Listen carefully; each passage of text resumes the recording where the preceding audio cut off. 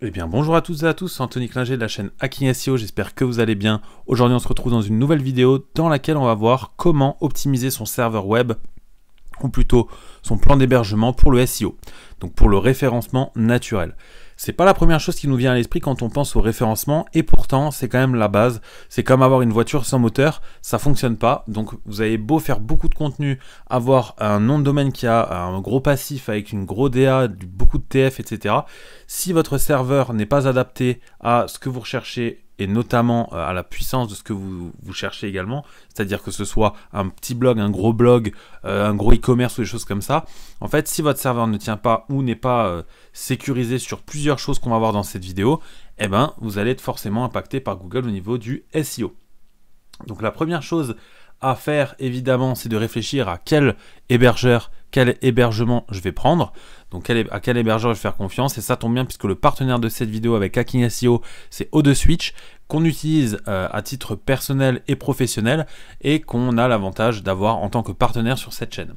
Alors actuellement, leur offre O2Switch unique vous permet aujourd'hui de scinder et de choisir ce que vous voulez. Ils ont créé une offre divisée en trois. Vous avez soit la formule Gros, soit la formule Cloud, soit la formule Pro, qui sont trois nouvelles formules, on va dire, de l'offre unique, qui est l'offre ancestrale de chez O2Switch. Et les trois ont des caractéristiques vraiment très intéressantes. La Gros, elle va plutôt être optimisé pour tout ce qui est petit site web, petit site vitrine, petit blog, etc. Si vous voulez commencer, pas trop cher avec des bonnes performances, vous avez quand même 8 cœurs de CPU, 16 Go de RAM, vous pouvez y aller sur le gros. Maintenant, le choix parfait comme il l'appelle, et c'est celui que nous on utilise avec Camille côté professionnel, c'est le cloud. Alors le cloud vous donne un accès à 12 cœurs de CPU et surtout 48 Go de RAM, ce qui est vraiment énorme. Et pour le coup, à 1,76 € hors taxe mensuel, vous avez un espace disque illimité en 100% NVMe, c'est-à-dire écriture rapide, lecture rapide, ce qui est très important, puisqu'au final, ça va évidemment impacter votre SEO au niveau du page speed qu'on va voir plus tard. Vous avez également un nom de domaine inclus, donc offert dans la formule d'hébergement, un nombre de sites illimité, donc ça c'est quand même très avantageux. Si vous voulez tester plein de sites, vous pouvez sur le même hébergement, il suffit juste de caler des sous-domaines ou des nouveaux domaines, et roule. Et enfin, la partie pro, où là vraiment on va être pour ceux qui ont des gros sites, des grosses demandes de performance et qui ont un besoin régulier d'avoir un bon suivi sur leur plan d'hébergement. Maintenant sur l'offre cloud, profitez-en, vous avez vraiment une grosse offre actuelle. Vous voyez qu'on est à la place de 16 € par mois à 1,76 €. Donc là on parle vraiment de que dalle lorsqu'il s'agit de créer son business en ligne par exemple, ou d'avoir un blog qui rank sur Google. Le gros avantage de O2Switch, et c'est pour ça que j'en fais tout de suite la transition avec ce qu'on va voir maintenant, c'est que les gros partenaires déjà du SEO comme SEO Press sont déjà partenaires de O2Switch, mais surtout que c'est un hébergeur 100% français qui a les data centers en France, notamment à Clermont-Ferrand, ce qui en fait un hébergeur de qualité, avec qui vous pouvez très rapidement traiter, et surtout qui a un temps de chargement d'office plus rapide qu'un serveur qui est aux États-Unis. En tout cas, pour les mêmes standards, vous avez quelque chose de beaucoup plus fiable en France que ailleurs. Donc n'hésitez pas, O2Switch, le lien est dans la description. Les grosses offres du moment sont encore accessibles, donc n'hésitez pas. On passe tout de suite d'un côté technique, comment optimiser son hébergement web. Donc là, moi, ce que je vous montre, c'est à partir du cPanel O2Switch. Ça peut également être à partir de n'importe quel cPanel, sauf que là, dans cette vidéo, je vais principalement m'intéresser aux outils exclusifs de O2Switch, puisque c'est le partenaire de cette vidéo, mais surtout parce que c'est des outils qui sont assez personnels par rapport à cet hébergeur. C'est pour ça que je vous les montre.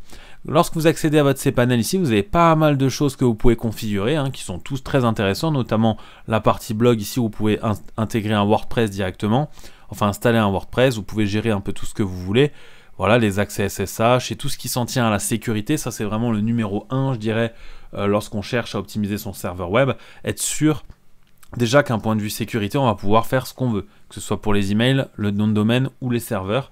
Pour tout ce qui est HTTPS, avoir une gestion de protocole SSL, donc ça c'est très important, notamment si vous souhaitez par exemple servir des images, du JavaScript, des choses comme ça. Si c'est pas sécurisé, vous risquez de vous confronter à pas mal de problèmes, et notamment des failles d'injection, que ce soit sur des failles XSS, sur des failles SQL sur votre base de données parce qu'elle est mal configurée ou des choses comme ça.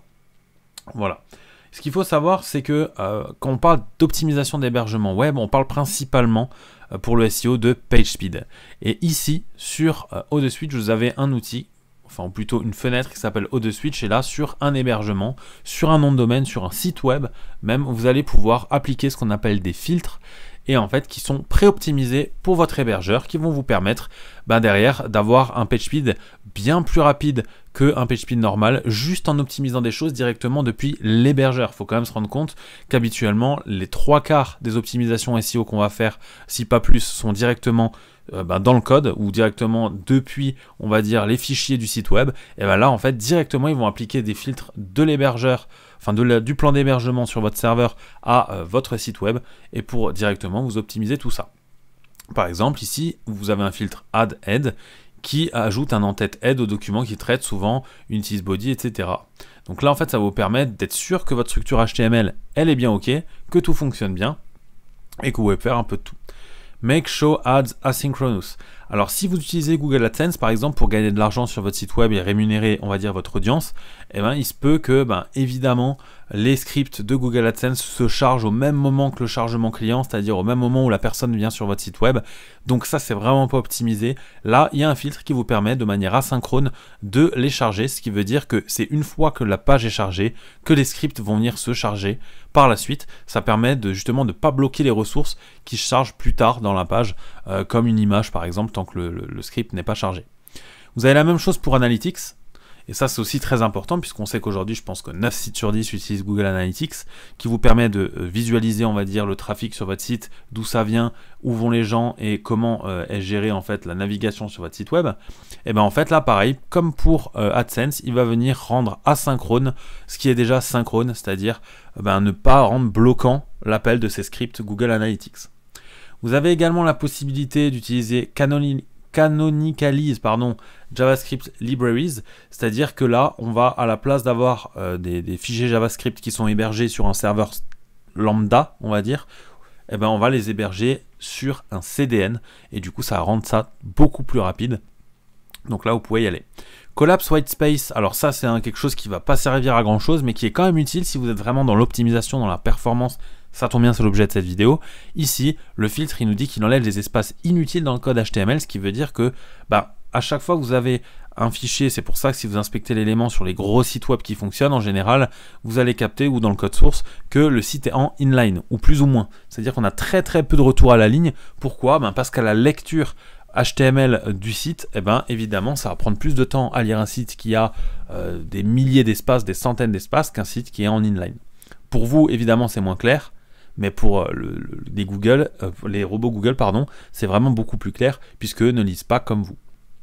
Ensuite, on a Combine CSS, Combine JavaScript qui vont en fait concaténer plusieurs fichiers JavaScript ou plusieurs fichiers CSS pour les rendre tous, on va dire,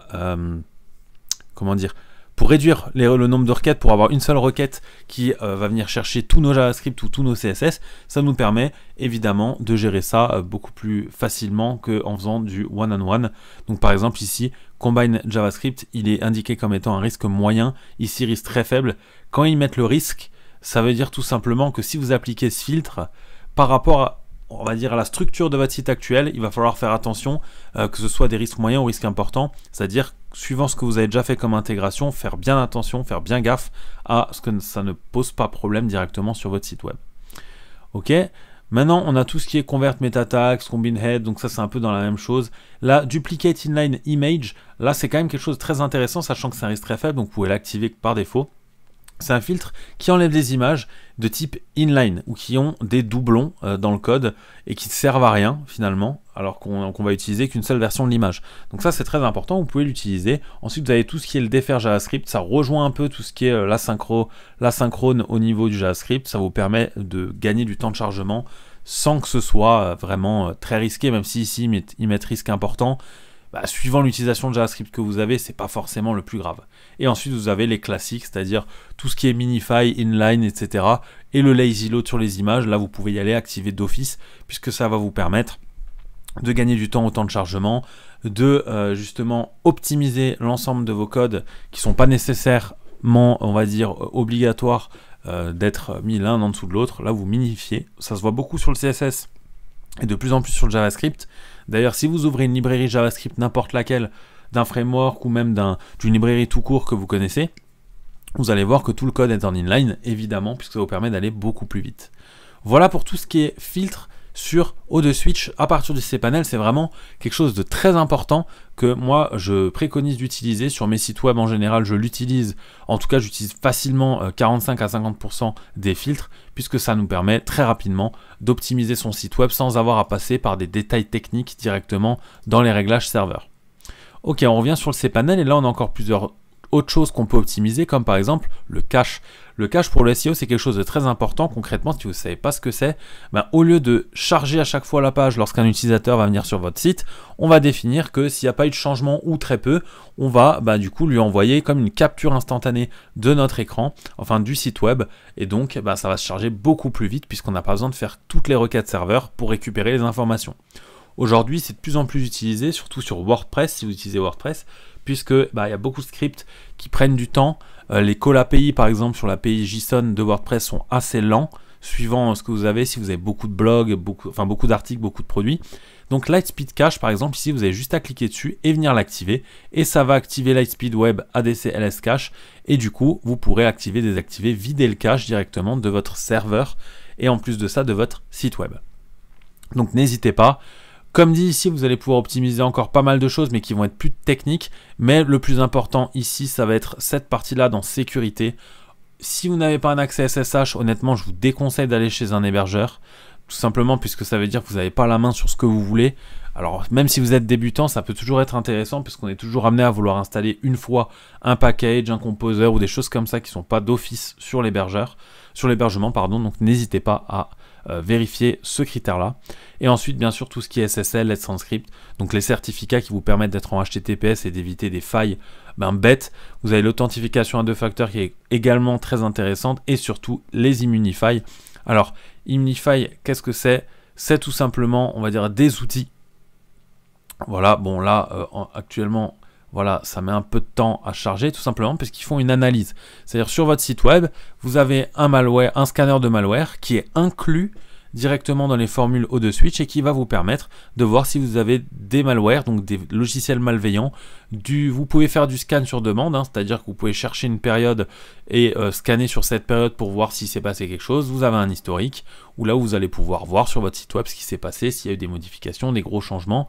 Et vous avez également l'onglet Proactive Defense. Donc là, ça va être dès que vous allez voir, par exemple, une erreur ou on va dire quelque chose à défendre, vous allez pouvoir agir dessus. Donc là, vraiment, n'hésitez pas à aller là-dedans.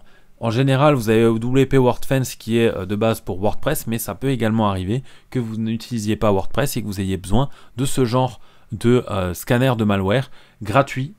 Parce que j'insiste bien, il est inclus dans le plan d'hébergement qui est déjà pas cher. Donc ça, c'est un gros avantage. Et d'un point de vue SEO, évidemment, si votre site n'est pas hacké, il est toujours plus accessible et Google se dit que vous êtes fiable. Voilà, donc j'espère que cette vidéo vous a plu. Dans cette vidéo, je vous ai montré pas mal de choses. Bon, la plupart sont dédiées à O2Switch. Il y a pas mal de choses aussi techniques qui peuvent être utilisées un peu partout. N'hésitez pas à nous poser vos questions dans les commentaires si ça vous intéresse. C'était Anthony Klinger de la chaîne Hacking SEO. On se dit ciao tout le monde.